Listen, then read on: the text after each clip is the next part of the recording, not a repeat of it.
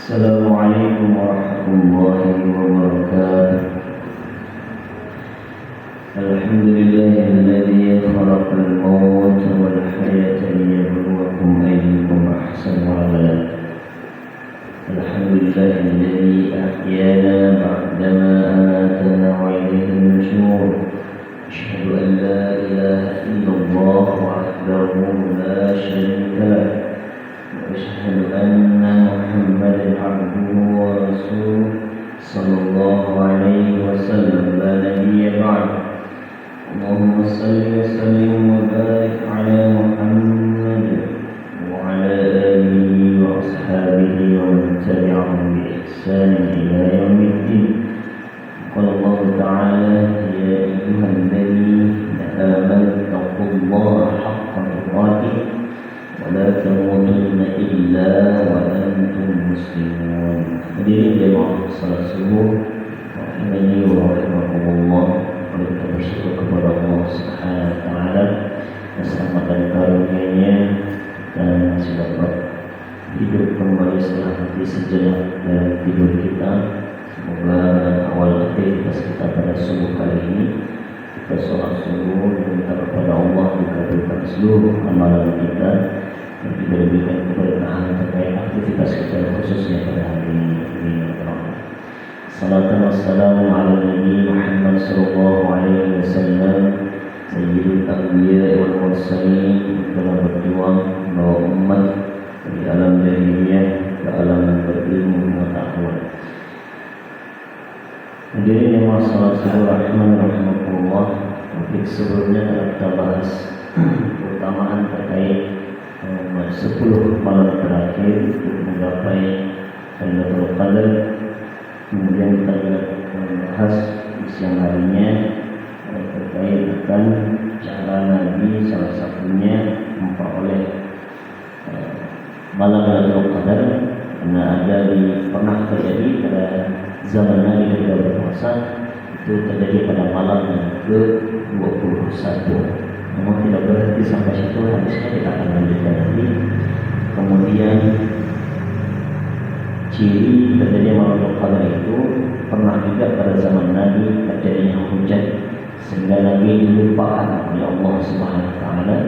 Maka Nabi ketika bersujud ada bekas tempelan di keningnya tanah dan air, karena masjid pada zaman Nabi belum ada benteng, belum ada seng, masih seperti pelepah rumah, pohon-pohon. Begitulah para sahabat.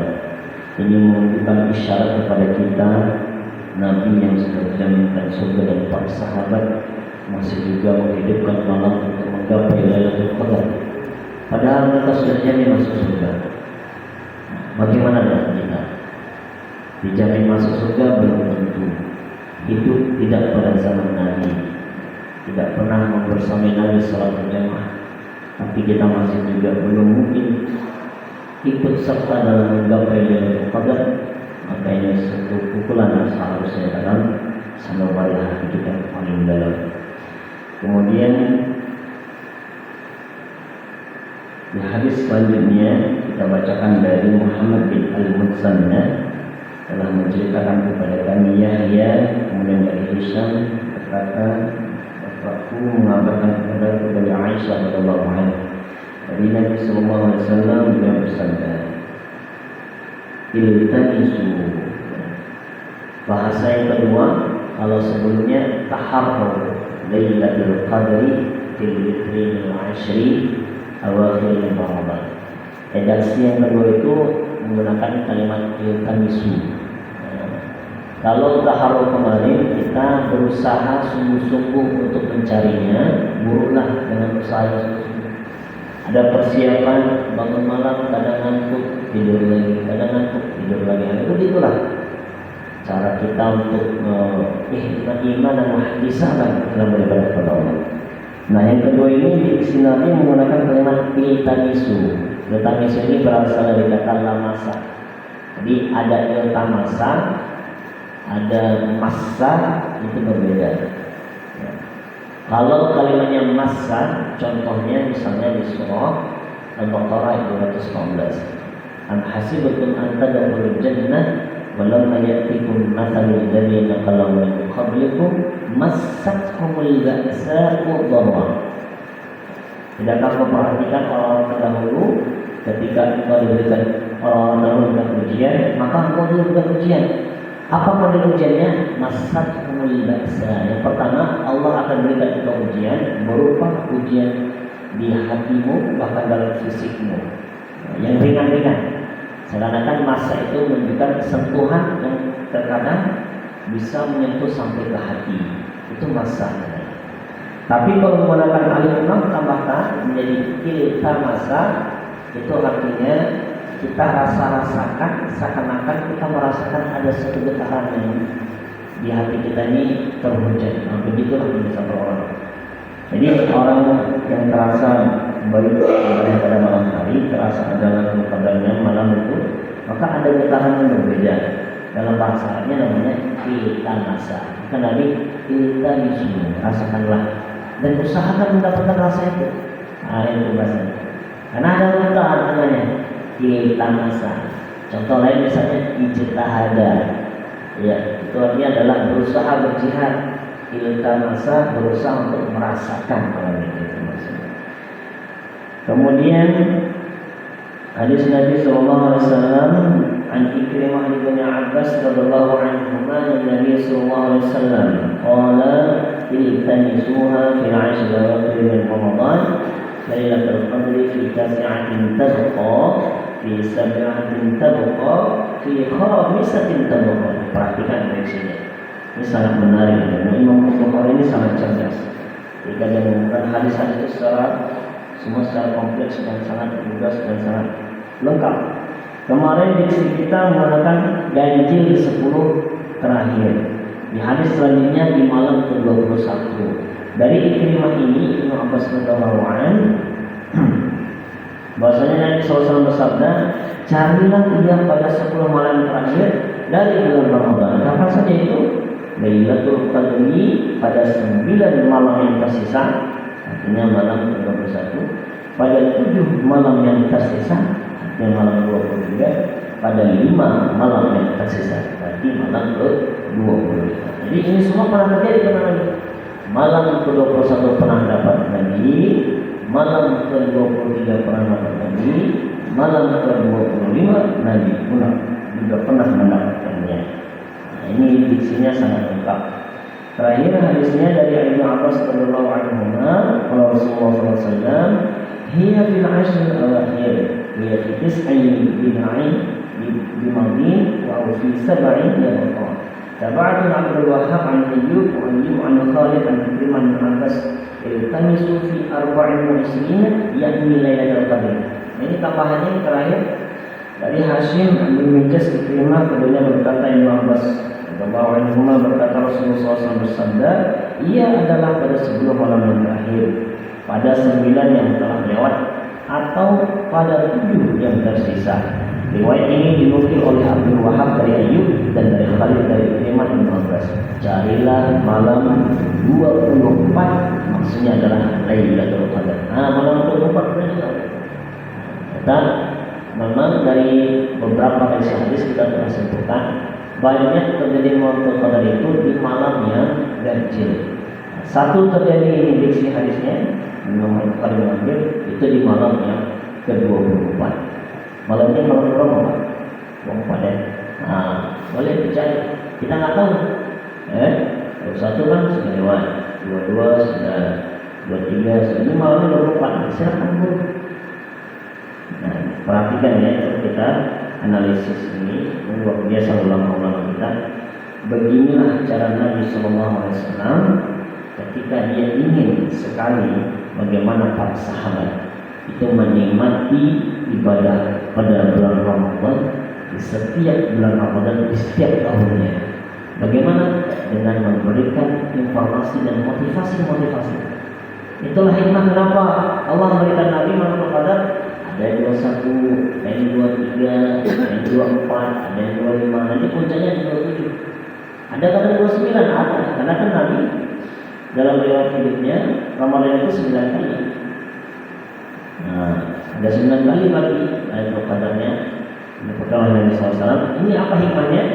Untuk memberikan kesan kepada kita bahwasanya pada 10 malam terakhir itu, karena para sahabat saat itu sudah agak lemah. Nah, ini kita hemat. Karena kita kalau dah ibadah sudah 20 hari puasa, hari ke masuk 10 terakhir itu kan agak lemah begadang. Mula badan mulai lemas, ya sudah kadang tidak konsentrasi. Tapi begini Allah memberikan motivasi yang melalui Nabi SAW. Ada rupanya 10 terakhir ini bonus yang luar biasa. Maka bangkit lagi semangat para sahabat. Semakin bersemangat lagi. Wah, ternyata ada hikmah di balik kelemasan kita ini. Allah bangkit lagi dengan bonus seperti Lailatul Qadar. Semua para sahabat berbonus, lebih semangat lagi. Tidak ada yang lemas lagi. Nah, begitulah bagaimana Allah memberikan hikmah kepada Nabi SAW dan para sahabat, sehingga kita dianjurkan untuk betul-betul menggapai dan termotivasi. Karena kalau misalnya Nabi diberikan Allah, oh udah setiap tahun Nabi di malam 27 aja, nanti para orang berpikir, wah berarti di malam yang lainnya masak lagi. Nah, tidak ada keikhlasan dalam hati. Padahal diksi dari hadis yang kita bacakan sebelumnya, kalau ingin mendapatkan malam itu, salah satunya adalah imanan wahtisaban. Kan sahih hadisnya. Ya, man shoma ramadhana imanan wahtisaban, siang harinya. Man qama ramadhana imanan wahtisaban, salat tarawihnya. Yang ketiganya, man qama lailatul qadri imanan wahtisaban. Ada 3. Jadi mendapatkan Lailatul Qadar itu juga harus dengan iman. Oh, pahala nggak nampak 84 tahun, nah itulah iman. Malaikat turun nggak nampak, itulah iman. Kita ditantang imannya. Wah, hisaban, betul-betul ingin meraih, merasa banyak dosa, merasa banyak kesalahan. Maka kita cari kesempatan. Mumpung Allah masih memberikan kita batas hidup yang disebut dengan ajal tadi. Karena dia tidak tahu tahun ke depan apakah kita masih mendapatkan malam, apakah kita dapatkan berapa malam. Maka ulama pernah mengambil kesimpulan, kadang orang sebelum Ramadan sudah Allah panggil, bulan Rajab sudah Allah panggil, bulan Syaban dipanggil, bahkan di bulan Ramadan sendiri pun ada Allah panggil. Nah, contohnya kemarin terjadi kecelakaan, kita tidak tahu. Yang kecelakaan 3 orang anak, yang meninggal 1 orang. Padahal sama-sama kecelakaan.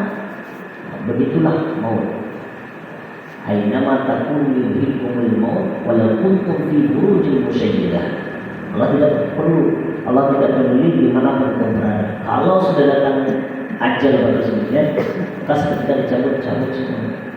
Qul yatawaffakum malakul maut alladhi wukila bikum thumma ila rabbikum turja'un. Kalau sudah datang malakul maut, maka jasadmu akan tinggalkan di dunia, rohmu akan datang kepada Allah SWT. Kalau sudah sampai itu, kita nggak usah beramal lagi. Nah, ulama mengambil kesimpulan, kenapa kita pada hari ini masih hidup? Kenapa pada hari ini kita masih dapat Ramadan? Bisa jadi, nah, dengan husnuzon yang tanpa para guru kita, ulama kita, berarti amalanku masih cukup kepada Allah. Itu aja penting. Karena salah satu bahasa orang yang telah Allah panggil itu selain mati adalah wafat.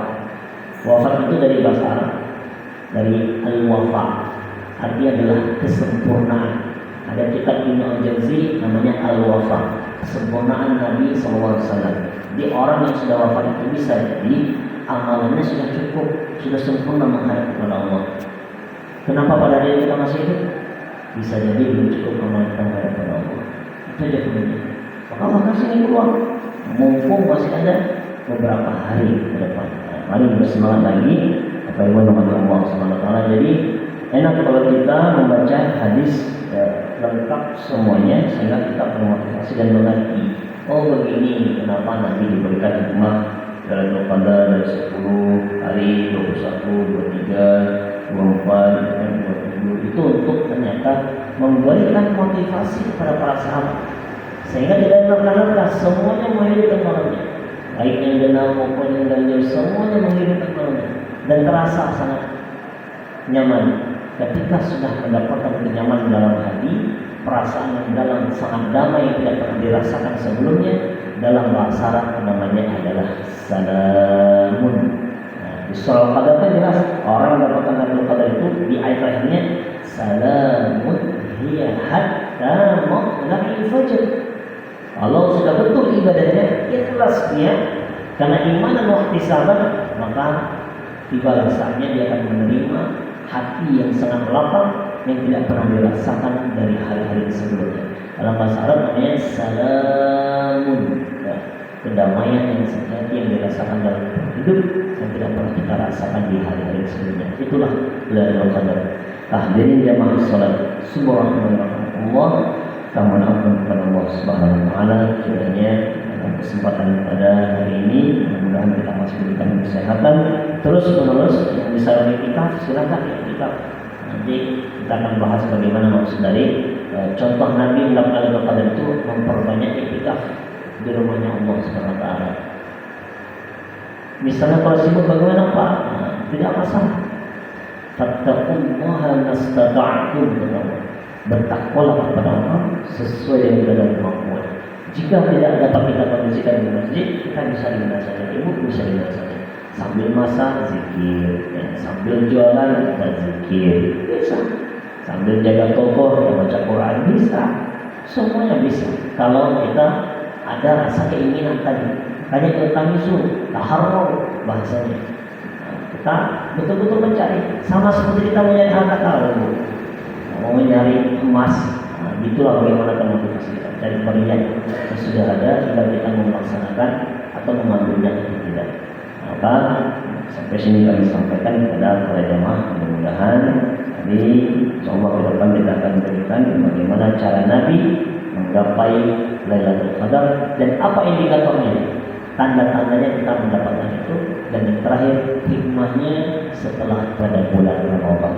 Dan itu saja kami sampaikan. Subhanallahumma wa bihamdika, asyhadu an la ilaha illa anta, astaghfiruka wa atubu ilaik. Assalamualaikum warahmatullahi wabarakatuh.